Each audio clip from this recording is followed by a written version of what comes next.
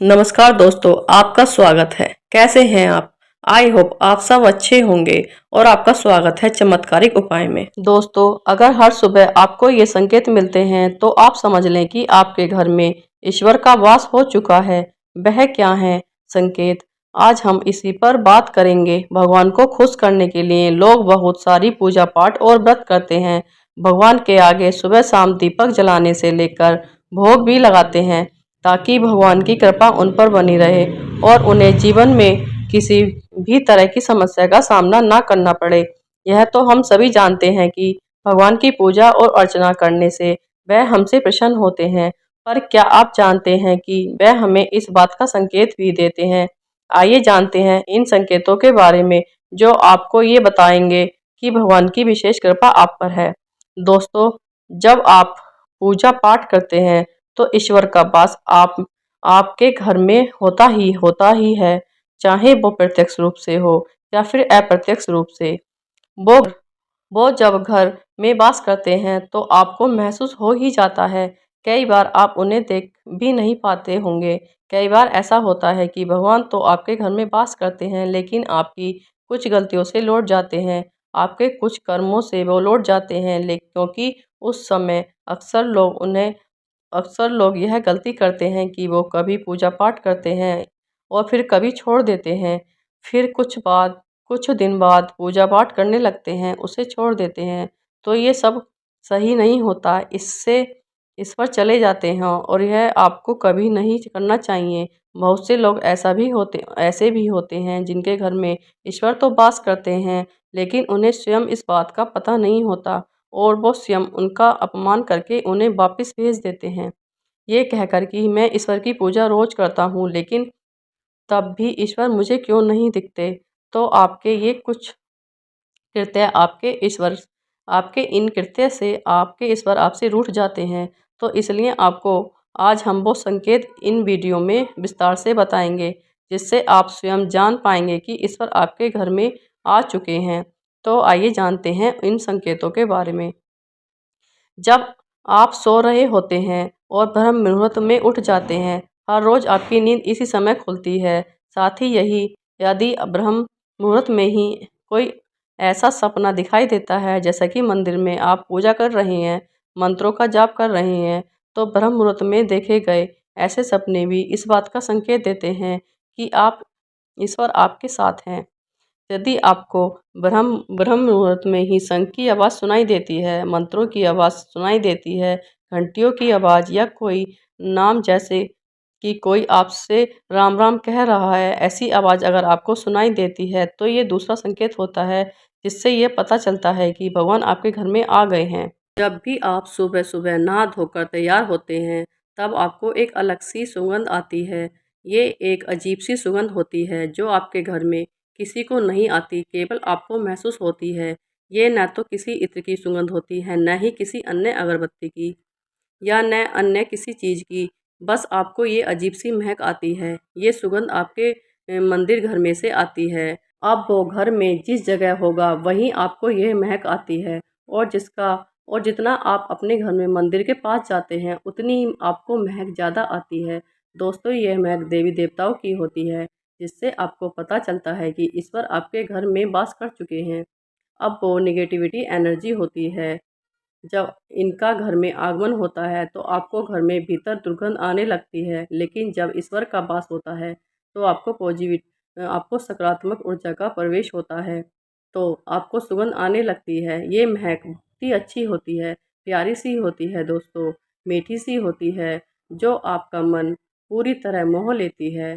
जब भी आप पूजा करने जाते हैं तब उसी समय यदि कोई जीव यानी कि कुत्ता, बिल्ली, गाय या फिर अन्य कोई भी व्यक्ति, भिक्षु आपके द्वार पर आ जाता है और ये आपके साथ हफ्ते में 3-4 बार लगातार हो रहा है कि आपसे पूजा करते समय में वो ही आ रहे हों, तो इसका मतलब है कि ईश्वर आपके घर में दस्तक दे रहे हैं, इनका आगमन हो रहा है। क्योंकि जो गाय होती है वो भी माता का स्वरूप होती है, कुत्ता भी भैरव बाबा का प्रतीक माना जाता है, या फिर कोई याचक आता है तो वो भी ईश्वर के किसी न किसी रूप में आ रहा है। तो हमें किसी भी उन्हें तो हमें कभी भी उन्हें नहीं भगाना चाहिए, बल्कि उन्हें संतुष्ट करना चाहिए। अर्थात उन्हें भोजन कराना चाहिए, उन्हें सम्मान देना चाहिए। पैसे का या अन्य किसी चीज़ का दान करना अलग बात है, लेकिन सबसे बड़ा दान भोजन का, पानी का माना जाता है। अगर आपको रात में नींद के दौरान बार-बार सपने आते हैं और सपनों में मंदिर, भगवान की मूर्तियाँ या फ़ोटो दिखाई देती हैं, तो इसका मतलब है कि आप पर भगवान की कृपा बनी हुई है। कई बार ऐसा होता है कि आप किसी चीज़ को लेने के लिए आगे बढ़ते हैं, लेकिन लेते वक़्त आपके मन में उसे लेकर कुछ संशय आ जाता है।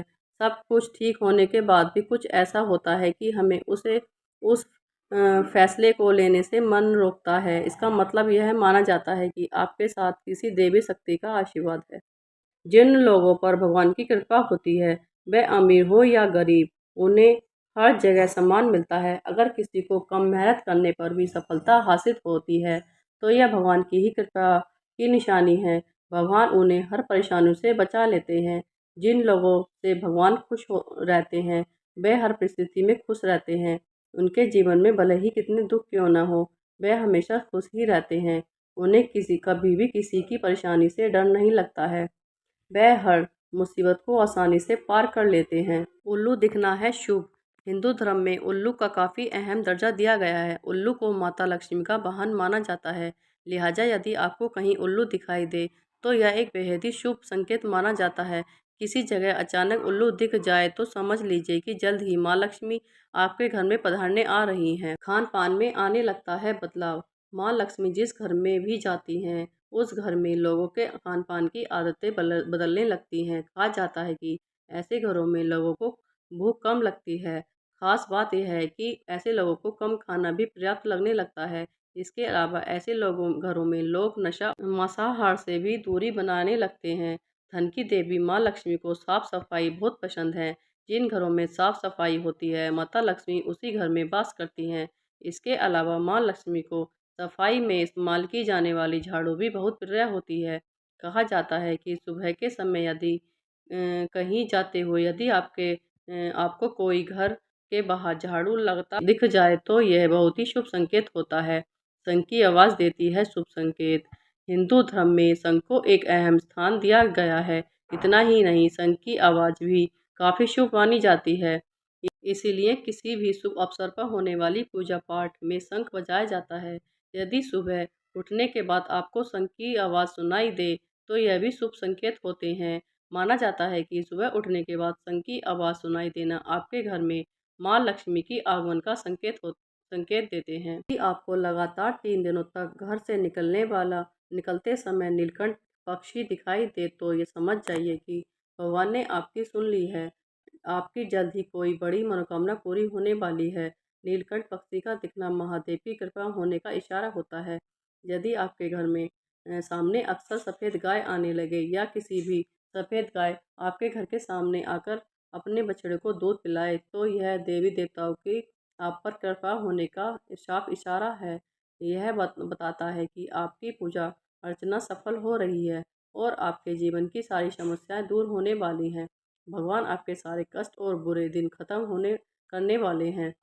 यदि घर के मुख्य द्वार के आसपास चिड़िया घोंसला बना ले, तो यह बहुत ही शुभ संकेत होता है।